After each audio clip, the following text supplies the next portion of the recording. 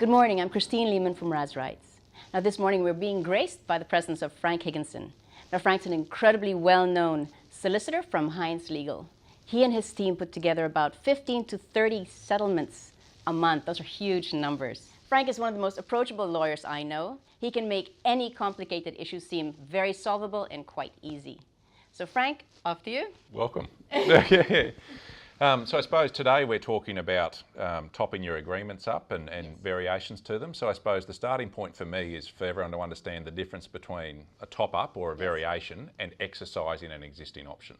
So what is really important to understand is your existing management rights agreement will be for a finite term. That might be 10 years, that might be 25 years, and that term could be broken up into a 10-year term with a 15-year option, or a 3-year term with a 4-year option and a 3-year option, or whatever it might be. So today's topic for me is talking about creating further term at the back end of that. But what everyone out there should understand at a very preliminary basis is what your actual agreement consists of at the moment. Because sometimes you need to physically send a notice to your body corporate to exercise an option, and if you don't do that, the agreement comes to an end. So that's not what we're talking about today, but it's important for everyone to understand yeah, absolutely. So, and those options are really important things to get right. So again, I can, in 5 seconds or less, I can tell people what their agreements are if they're not sure. And certainly from our perspective, when clients are buying, we tell them the difference in what they need to do and when, but it's very easy to forget. You know, because a term might be 10 years. You know, you buy that with 6 years to run. Today, you don't have to exercise the option until 2020. So who knows what goes on between now and then. So they're really important things to diarise. Why is it important to actually top up these agreements? And I'm not a valuer, but the key thing for me, the valuers will tell you that certainty equals value. So in a management rights context, what you're selling with your business is the goodwill that is derived from the income the business earns. So your net profit of $100,000 is tied irretrievably to the remaining term of your management rights agreement. So in a valuation context, if you've got an agreement for 1 year with $100,000 worth of income versus an agreement for 25 years with $100,000 worth of income, there's obviously a substantial difference in the value of that business. So the more term you can have, the better off you are. So it's really important for clients to understand that they should be looking at this, to me, at least in an accommodation module building, at least every 5 years, because you want to stay as close as you can to 25. And in standard module buildings, it's probably really, you don't want to let it get less than 8 or 7 years. Like from my end, sometimes clients find it a bit difficult to ask a body corporate every single year for another top up to get from 9 to 10, 9 to 10 and so on, but certainly you want to do it every 2 to 3 years. And sometimes in a standard module building, the banks give you the prompt to do that because they might change your repayment obligations from an interest only to a principal and interest. So there's an automatic trigger for you to deal with it. In accommodation module buildings, that's not necessarily the case because of the longer term, the banks can usually do interest only. So even if you've got 18 years to run, well, absolutely that's a long time. 23 years is better. And 25 years is, again, incrementally better. So staying on top of that and understanding that you should do it is the starting point. Have you come across a lot of people who've actually forgotten to top up? Yeah. We had a client a little while ago who let his 10-year agreement run down to 6 months. So, and he rang us out of the blue, Frank, this is where I'm at, this is what I need to do. And it's sort of obviously he mustn't have borrowed too much because otherwise his bank would have been well and truly up his ribs. And as it turned out, he got away with it, which was great. And he'd been there obviously for 9.5 years, so had a relationship with everyone, had done the job pretty well, so didn't have any difficulty. But if his relationship with his body corporate and his committee wasn't good, you've got 6 months worth of management rights agreement left to go. Obviously that story ended well. But if you have a body corporate committee that isn't exactly as pliable or friendly, it would have turned out differently. Absolutely. So can a body corporate committee actually say no? Yes. So, and this has absolutely been litigated before as well, where a committee has to act reasonably, but by the same token, they're entitled to put forward their opinion and their recommendations to owners. So it is well within the rights of a body corporate committee to write to owners and say, we recommend you vote no to this variation. So, so the legal side of things in terms of topping an agreement up, not necessarily difficult. You know, like really it costs somewhere from probably $1,000 to $1,500 for us to do the complete package. So it's not expensive in relative terms. Not at all. But it's important that the commercial side of things really gets managed. And the commercial side of things for me is not simply the legal documents, it's understanding where you stand with the committee and your owners and all of that sort of thing internally. So handled wrong, it's all well and good for you to put a motion up, but if you haven't communicated with the committee about why you need it, or your owners about why you're looking for it, and then you've got some undue influence in the committee who's not necessarily pro-management rights, it can actually turn pretty ugly pretty quickly. Exactly. So for me, when you are going to do one of these things, you want to engage at least with your committee, your chairperson, whoever the important people are that you deal with on a daily basis, to let them know what you're doing and why, and if there's any resistance, then we start to manage the process then. I've got it. Yeah. Why don't you take us, I mean, a lot of the people who are going to be listening to this are actually inexperienced. It's probably their first year on. They don't even know what the process of topping up an agreement is about. Could you take us through a step-by-step? Yeah, cool. So from a body corporate perspective, every year it must have its AGM. That AGM has got to be within 3 months of the end of the body corporate's financial year. Okay. So a body corporate's financial year is not tied to our tax year. It's not 30 June. It can be the end of any of those 12 months of the year and comes back to originally when the thing was first registered. Either way, it's all part of the body corporate records, and that's what the budgets are built around and so on. So what will happen is your body corporate manager will write to every lot owner in the scheme about 6 weeks before the end of financial year. So if it's 30 June, the end of financial year, you'll get a letter mid-April saying, hey, do you want to nominate for committee? And of course, resident managers can't, but all the other lot owners can. And do you want to put any motions in for the AGM agenda? So that normally is the trigger for people, hang on a minute, what do I need to do? So you get an automatic invitation to do it. For us, I always prefer to see a variation motion or a top-up motion in the AGM agenda, because then it can get lost in the mix with all of the other motions. So there'll be the usual statutory motions about it, confirmation of minutes, adoption of budgets, do we audit, do we not audit, whatever else might be on there from the committee, and your motion then gets lobbed in the back. It's a secret ballot, but it's one of 20 or one of 15. Whereas if you do it at an EGM, which is basically called for that specific purpose, there's one motion which is confirmation of the minutes of the last meeting, and then yours. Okay, so so everyone's you want attention. it in the annual general meeting, not in the emergency general Absolutely, meeting. yeah. Okay. So you don't want it to be the sole point of focus, which is what happens at an EGM. So, so you get that trigger. The way it works is if you submit a motion before the end of financial year, it must go on the agenda. The body corporate can't say no. So the difference between an AGM and an EGM is that an EGM, you can't get one called unless the committee agrees to call it, or you get the support of 25% of lot owners. So Again, perfect world. advantage, Yeah, absolutely. And the other thing, body corporate managers will sometimes try to get you to pay the costs for the secret ballot and that sort of stuff. They can't. Oh, that's new to me. Yes, I've heard it said that it was such a huge cost to get this topped up. Okay. Yeah, and again, so that's not to say you wouldn't do it if asked and handled the right way, but from a statutory perspective, they can't make you pay for it. So you put the motion in, it must go on the agenda, and whatever the costs are of dealing with that are a body corporate expense, because that's your right as a lot owner. So once that goes in, normally what will happen if and this is where you want to understand where the committee sits before you lodge it. So to me, you're back one step. You've got your letter on the 15th of April to say, hey, you've got 6 weeks to get motions in.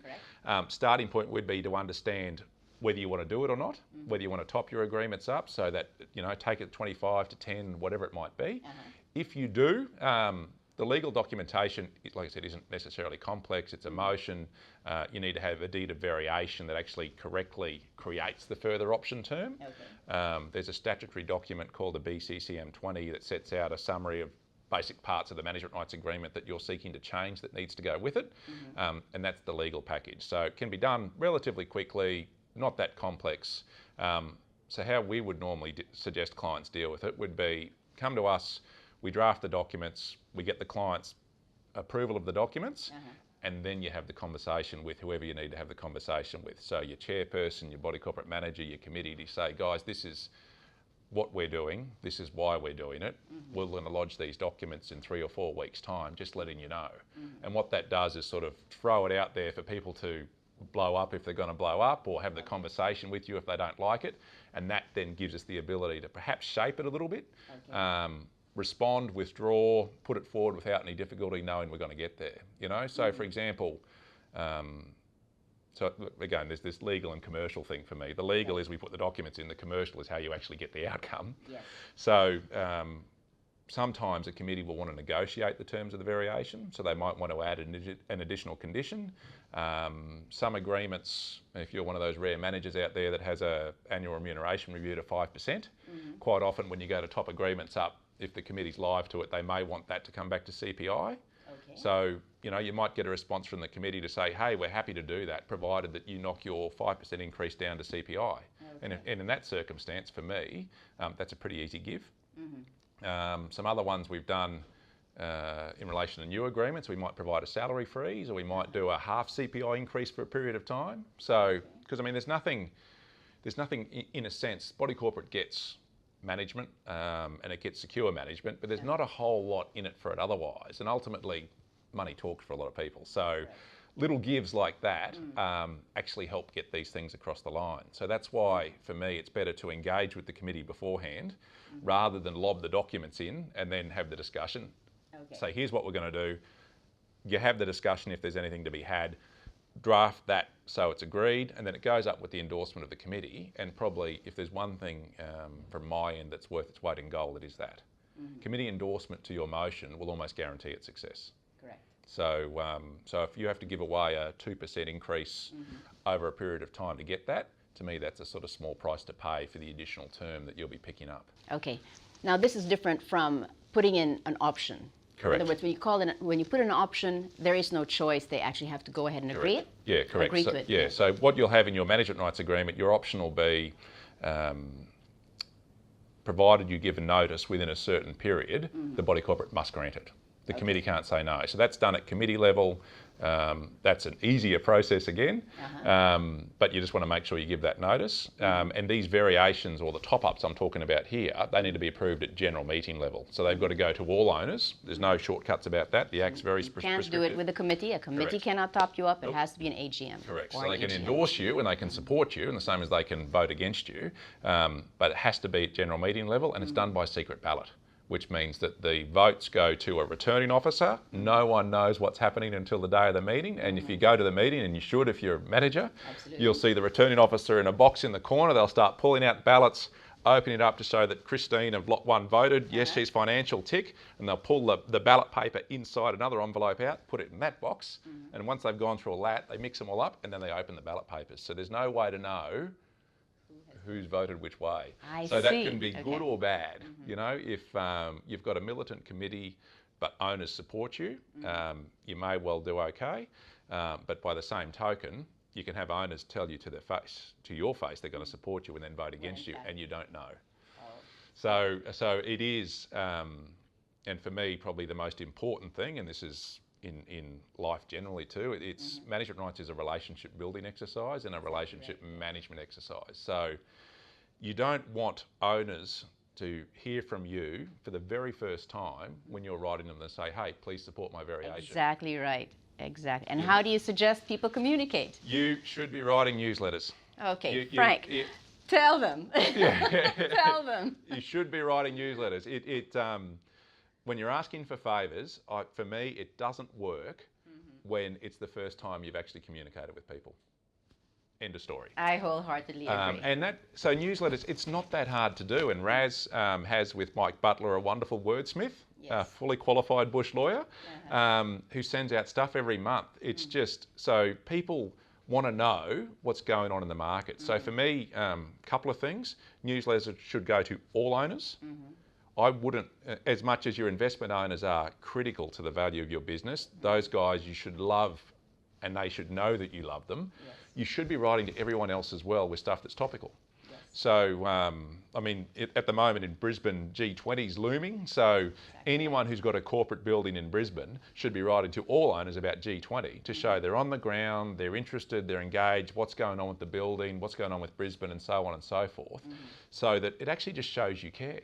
And it shows you they're doing the job. Well, thanks for reinforcing the whole issue with newsletters, because that's one of my pet loves. Is like I really, really reiterate to everybody consistently that you really have to communicate with all the owners in the complex, not just your investors, and not just when you're looking for something. Yep. And keep them top of mind. Let them remember that you are in real estate and you sell. So. And that's what our newsletters do as well. Exactly. Every month, every client hears from us. Yeah, so you have they to remind who we are. Yeah. Sign up to both newsletters. Yeah. Okay, so Frank, we had the call for an agenda. So we submitted our motion to say that we were going to top up the agreement. We've had the paperwork drafted by a competent, well-known expert in the field to actually put the variation together, and we've taken that to the committee and they're now on board, and now the meetings happened. What are we looking for? Are we looking for a majority, or are we ordinary resolution? So in body corporate land there is no compulsory voting. So in a building of 100 lots, something could be passed by 1 vote to 0 and it's a valid resolution. So from a lobbying perspective, if you need to lobby, it's really important to understand who votes. There are people that won't have voted in their entire ownership tenure, and there are people that vote every single year. Correct. Those guys who vote every single year are the most important people for you to understand whether they support you or not, because you know they're going to cast their vote. So ordinary resolution is simply more votes for than against of the votes cast. Excellent. So 100 lot building, 5 votes cast, 3 in favour, 2 against, you win. Amazing. Yeah. Okay. How about proxies? Are they allowed to solicit proxies? No. I get asked that all the time. Yeah, absolutely. So proxies in Queensland are really hard to use at the best of times, but they're specifically prohibited from being used on management rights agreements and committee elections. And the other thing is you can't actually use them on a secret ballot because you need to identify who the proxy holder is, which the secret ballot doesn't allow you to do.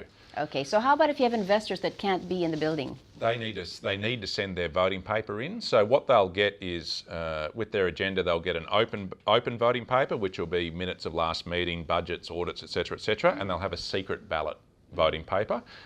They need to tick the right box, put that inside the little envelope, put that then inside the other envelope to go back to the returning officer and send it to them. So unfortunately, and it might be coming, we haven't got electronic voting yet for motions in Queensland. It will come, but it's not here yet. So it's a laborious process in a sense where you physically got to tick the box, take it, post it, but there's normally a 3-week window to allow that to happen. So it's important for managers who have investor owners that aren't actually local to send that back in. I mean, and I've actually had one client in a very contested top-up physically flew around Australia to meet with all of the investors to help them complete them, and then they posted them in. Because the other thing you can't do, that's being proactive, is collect votes and put them in yourself. So there's a real, that's been litigated as well. Owners must be completely independent in sending their material back. So you can't walk around, collect 8 votes and then post them yourself because they're all invalid. Okay. But here's another point I want to stress. Basically, these investors are trusting you to manage their massive investment. Why shouldn't they trust you with a vote? So do give them a call, create a relationship to ensure that they actually fill out that ballot and vote in your favor. Okay, Frank, you've had a few stories in the past about people who've tried to do this themselves, tried to put together their own variation or do the legal work behind it. Do you have any stories you want to share about doing this? Well, where do we start? The people get it wrong, and I suppose I try to make it sound simple, and in some of the stuff we do it is, but it's still not an easy job. And I suppose when I've done 1,000 of them, you know what you're doing. They keep trundling through.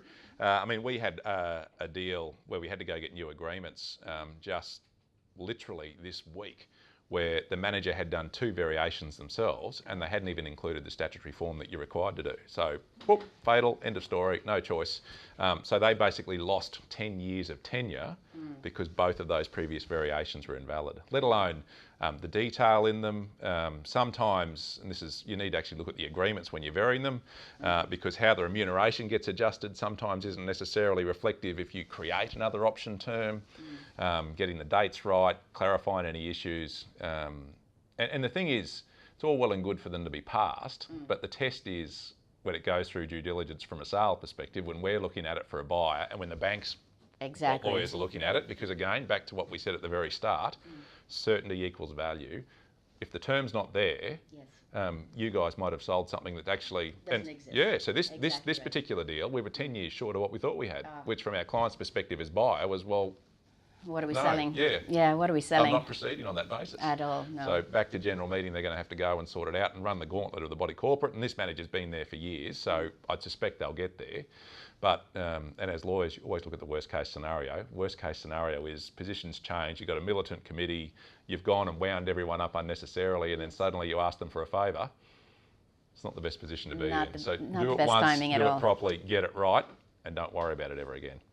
So actually this is, when you say that it costs about 1,200 to 1,500 to do this, it's a pittance compared to what could actually go wrong. And to me, I always look at it in terms of, you know, I suppose in business and life, it's sort of risk and return.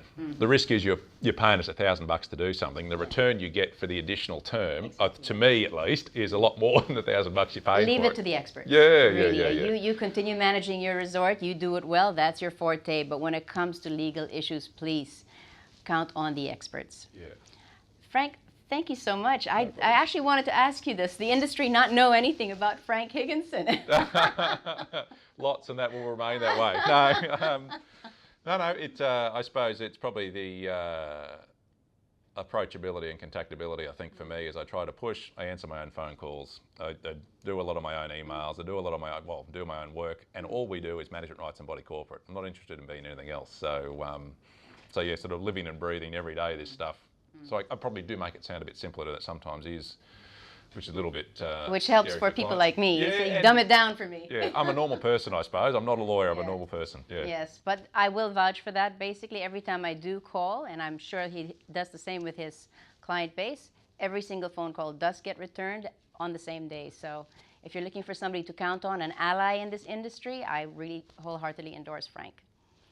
So thank you so much for being here. I really appreciate it. It's like pearls of wisdom. Thank you for having me. Thank you. Good luck, everyone. Good seeing you. Bye.